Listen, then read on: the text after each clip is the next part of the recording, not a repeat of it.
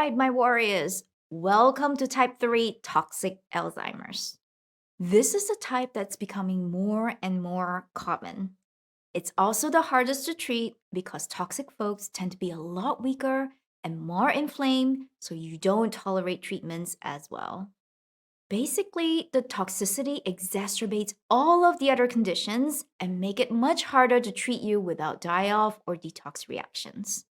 So, just to make sure that we're both on the same page, when I talk about toxins in this module, I'm really referring to environmental toxins like mold and mycotoxins, toxic and heavy metals, everyday lifestyle chemicals, agricultural chemicals, and industrial chemicals. In this module, we'll cover each of these categories and how to test for the different toxins in each category.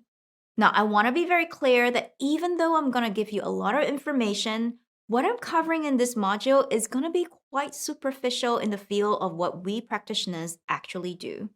This is because environmental toxicology is a huge field in and of itself, and so it's going to be quite impossible to cover everything in a single module like this. This is also complex stuff that most medical practitioners have never even heard of, and even functional medicine practitioners barely scratch the surface of this. So this module is just an introduction to give you some information on how to do additional testing for clarity, as well as a basic framework for how to approach treatment. If you feature very strongly for type 3, I want you to know that you may need additional testing beyond the scope of this masterclass. And when it comes to treatment for type 3, you most definitely need to work with a provider.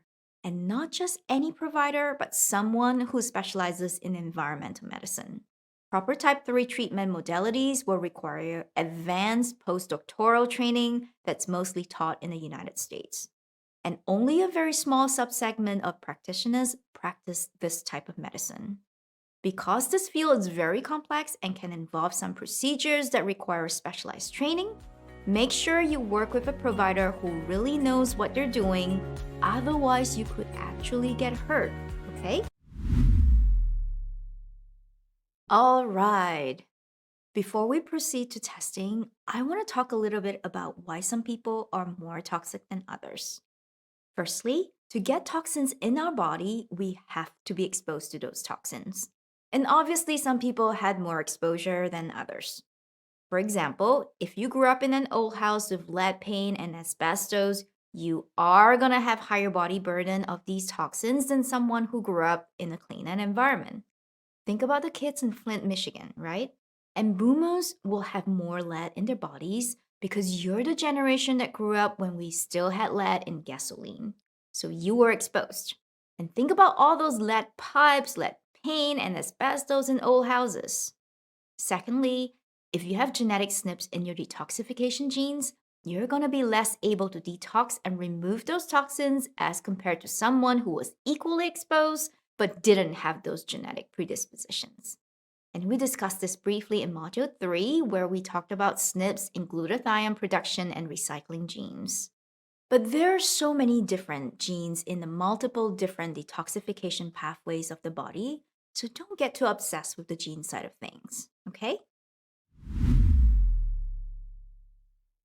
Now, if on top of those genetic predispositions, you have nutrient deficiencies, then this can really create a situation where you're not able to detox and excrete those toxins fast enough because nutrients are cofactors in the detoxification process. This can dramatically worsen a genetic predisposition. Genetic SNPs just means that you're slower at detoxification, but nutrient deficiencies can almost slow that to a halt. Think about nutrient cofactors like the widgets in your human factory.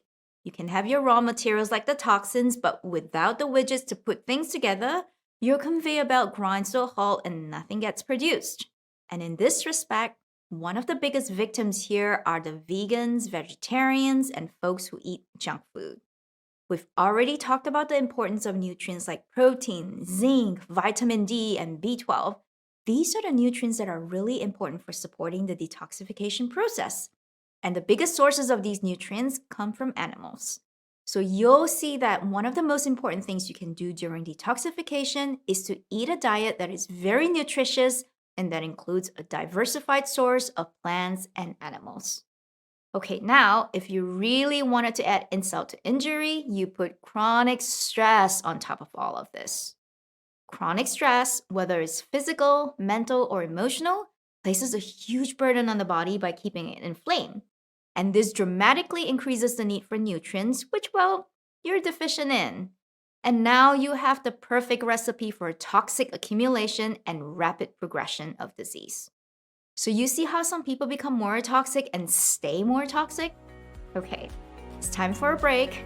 When you come back, we'll discuss how we test for these toxins inside out. This was an excerpt from our Masterclass Ending Alzheimer's with the Bredesen Protocol. If you want to learn more about how mold, heavy metals, pesticides, and chemicals can lead to Alzheimer's, how you can test if you have these, and what to do about it, you'll want to check out this masterclass at our Sophus online website. Click below to find out more.